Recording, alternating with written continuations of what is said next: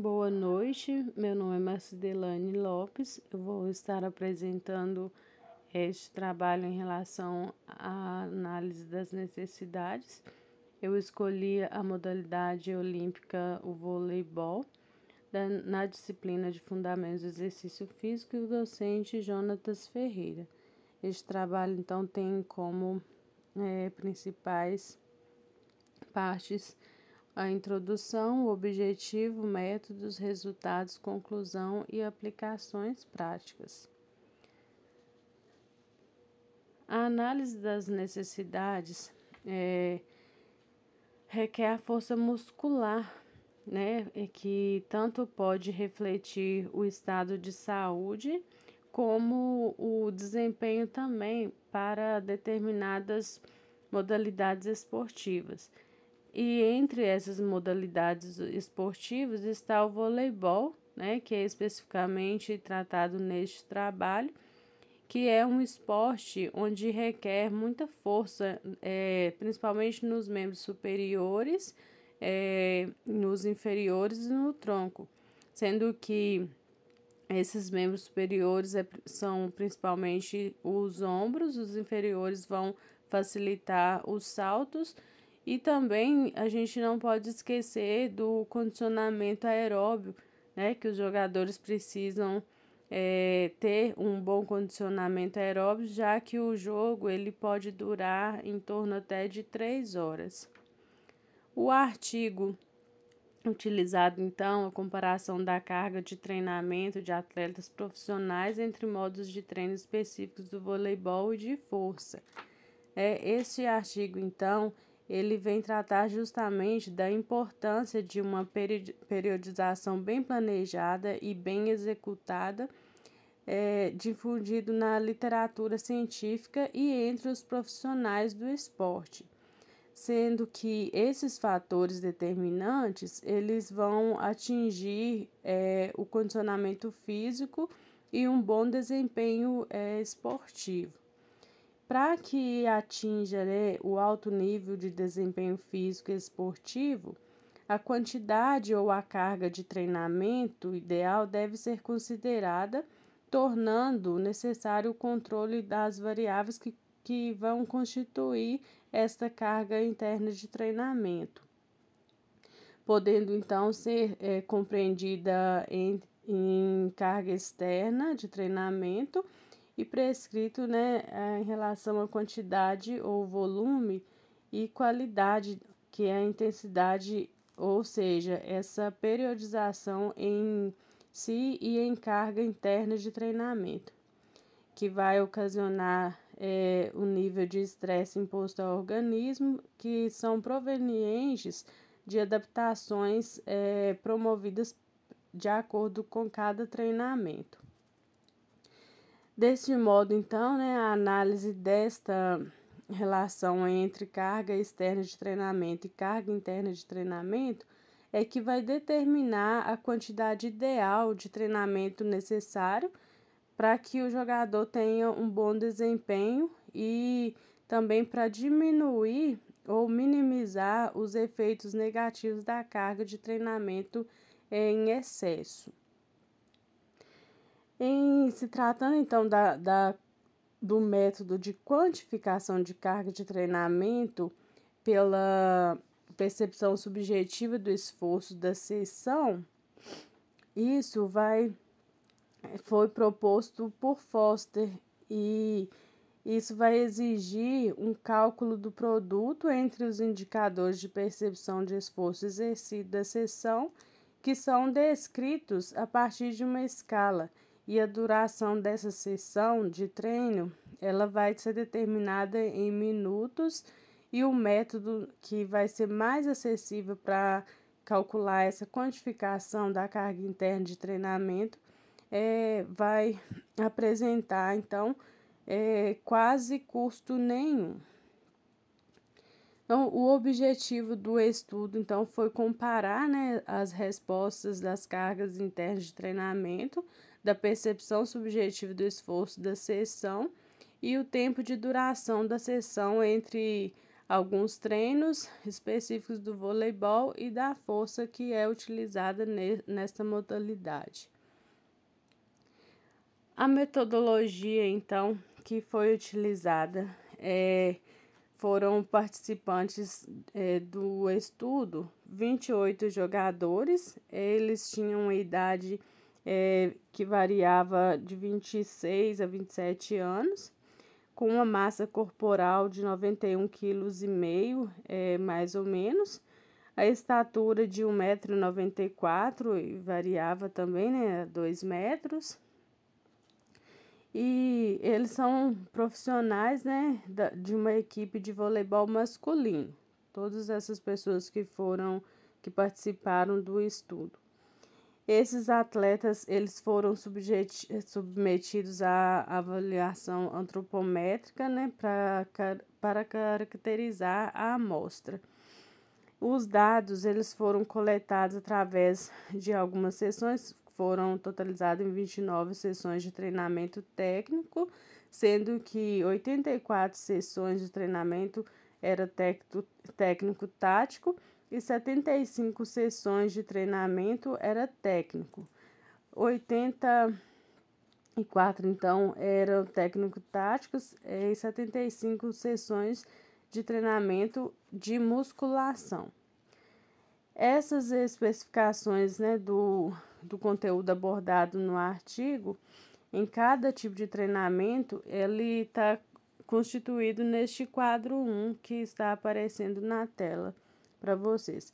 Como critérios de inclusão e exclusão de voluntários, né, foram padronizados os parâmetros, considerando a frequência mínima de 75% das sessões e com 75% de tempo em quadra de cada sessão. Isso seriam incluídos e qualquer atleta retornando de lesão ou com qualquer tipo de lesão, eles estariam, então, independente, né, do grau, eles iam ser excluídos do estudo. Todos os atletas, então, dessa amostra, eles atendiam, né, os pré-requisitos. Eles foram também monitorados durante todas as fases de periodização, da pré-temporada até a competição. As sessões, né, de treinos consistiam em aquecimento, trabalho de força e também musculação, que seria em quadra ou em outro lugar. No quesito de trabalho de quadra, eles foram submetidos a alguns treinos, né? Isso que atendia às questões técnicas ou técnico-táticas combinados. De acordo, então, com o treino técnico, ele era composto por alguns exercícios de revezamento entre pequenos grupos, onde os atletas eles executavam muito rápido os fundamentos técnicos de saque, passe, levantamento, defesa, ataque e bloqueio. Os de técnico tático, as sessões eram compostas de algumas movimentações táticas de ataque, que no caso iam simular situações de jogo dos sistemas de defesa e o sistema ofensivo. A musculação, os treinos eram constituídos de exercícios especiais para que os atletas de vôlei, né, tivessem esses treinos na medida que os exercícios de musculações fossem divididos em uma planilha A e B. Então, eles tinham que realizar esses exercícios de musculação de acordo com a intensidade estabelecida entre 4 a 15 repetições máximas. Na questão de determinação da carga interna de treinamento, então, a carga de treinamento foi determinada a partir do método de PSE. Esse método, ele consistia, então, no cálculo do produto entre a intensidade que seria feito, identificado, né, através da escala PSD de 10 pontos, adaptada por Foster, e o volume de treinamento expresso pelo tempo total da sessão, que acontecia o treinamento em minutos. Depois de 30 minutos, então, acontecia, né, o fim de cada sessão de treinamento, e com isso os atletas eram submetidos a responder a pergunta de como foi o treino, e isso eles iam indicar na escala adaptada por Foster entre 0 a 10, percepção subjetiva de esforço da sessão. Sendo, se a resposta fosse 0, seria repouso, e 10 máximo. Só que esse cálculo, né, ele obtinha o valor de carga interna de treinamento em unidades arbitrárias. De acordo, então, né, com o artigo, os resultados, né, basicamente houve variável externa da carga de treinamento. O volume teve influência nos resultados da carga interna de treinamento. O tempo de duração das sessões realizado foi maior nos treinos táticos do que no técnico-tático. Em comparação com musculação, né, com o tamanho do efeito grande para tático e técnico-tático, respectivamente. E uma outra coisa, né, que é muito importante também na carga interna de treinamento é a natureza dos exercícios predominantes dos tipos de treinos analisados no estudo. Os exercícios exigiam mais atenção e raciocínio, né, e além disso, os treinos técnico-táticos também e técnico foram executados em sessões de grande volume, ou seja, né, o tempo e maior exigência de raciocínio influenciavam na PSE e, com isso, também na carga interna de treinamento. E outro fator também que foi observado é que a musculação é um treinamento intervalado e não intermitente, composto por algumas pausas de 1 a 2 minutos. Os autores observaram também que os valores mais baixos de PSE nem sempre era o maior volume de treinamento de musculação que se relaciona aos aumentos da PSE, porque os fatores como carga absoluta e períodos de descanso entre todas as séries eram fatores que iam interferir na PSE. Então, o principal, né, achado desse estudo demonstra que a carga interna de treinamento nas sessões de treinamentos específicos do voleibol de tipo técnicos isolados e técnico-táticos combinados, eles foram significativamente maiores do que o tipo de treinamento musculação. A influência da PSE nos resultados da carga interna de treinamento também pode ser considerada mais forte em técnico-tático, e já houve também a diferença na comparação da PSE da mesma com a musculação, apesar da influência não ter sido reportada com grande pelo tamanho do efeito, mas era moderado. Já no tático, não apresentou PSE maior do treino de musculação. E apesar disso, né, houve uma diferença tanto no tempo de carga interna também. E essa diferença foi justamente pela duração das sessões, que na musculação foi menor quando comparada com os técnicos táticos. Essa diferença, então, ela é considerada pelo tamanho do efeito, tanto para tático quanto para técnico tático em relação à musculação, comprovando, então, que o volume